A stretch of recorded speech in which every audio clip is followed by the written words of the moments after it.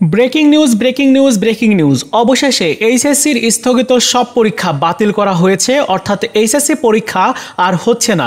তাহলে শিক্ষার্থীদেরকে কিভাবে মূল্যায়ন করবে, কিভাবে রেজাল্ট প্রকাশ করবে, অটোপাস দেওয়া হবে না কিভাবে মূল্যায়ন করবে, এই সিদ্ধান্তের বিষয়ে কতটুকু আপডেট পেয়েছি আজকের এই ভিডিওতে তোমাদেরকে জানাবো। সো সম্পূর্ণ ভিডিওটি দেখার জন্য প্রত্যেকে অনুরোধ করছি। চলো শুরু করা যাক।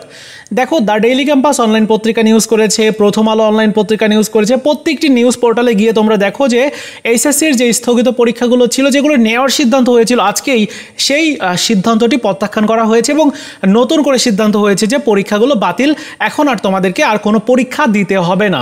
তাহলে একটা নিউজ আমরা পড়ি যে আসলে কিভাবে তোমাদের মূল্যায়ন করা হবে। বলা হচ্ছে এইচএসসির সব স্থগিত পরীক্ষা বাতিল করা হয়েছে, ফল কিভাবে হবে সেই বিষয়ে পরবর্তীতে সিদ্ধান্ত নেওয়া হবে।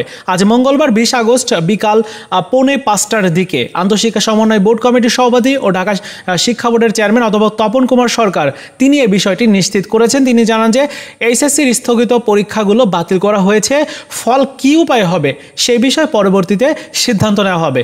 এর আগে পরীক্ষা না নেওয়ার দাবিতে দুপুরে সচিবালয়ের ভেতরে ঢুকে পড়েন হাজারো শিক্ষার্থী এবং সেই উদ্ভূত পরিস্থিতির জন্যই কিন্তু এই সিদ্ধান্তটা নেওয়া হয়েছে যে শিক্ষার্থীদেরকে আর পরীক্ষা দিতে হবে না। ফল প্রকাশ করার জন্য যে আলাদা প্রক্রিয়া রয়েছে সেই প্রক্রিয়াতে ফল প্রকাশ করা হবে।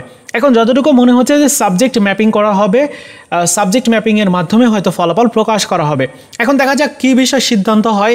এখনও আলাপ আলোচনা হবে, তারপর কিভাবে ফলাফল দেওয়া যায়, কিভাবে এটা শিক্ষার্থী বান্ধব হবে, ভবিষ্যতে যাতে এই রেজাল্ট উপরে কোনো প্রভাব না পড়ে, এই বিষয়গুলো আসলে যাচাই বাছাইয়ের বিষয় আছে। সো এগুলো আর কি করবে এবং সভা হবে, সেই সভাতেই সিদ্ধান্ত হবে। তো এই বিষয়ে আমরা পরবর্তীতে জানিয়ে দেবো তোমাদেরকে যে আসলে কীভাবে তোমাদের ফলাফল প্রকাশ করবে। তো এই ছিল মোটামুটি সর্বশেষ আপডেট। আশা করি তোমরা বুঝতে পেরেছো। ভিডিওটি ভালো লাগলে লাইকস, কমেন্টস এবং বন্ধুদের সাথে অবশ্যই শেয়ার করবে। ধন্যবাদ।